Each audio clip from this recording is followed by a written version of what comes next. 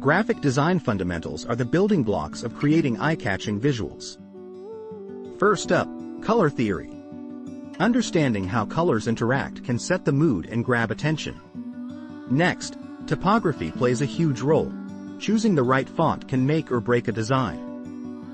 Then there's composition. Balancing elements on the page guides the viewer's eye and creates harmony. Don't forget about white space.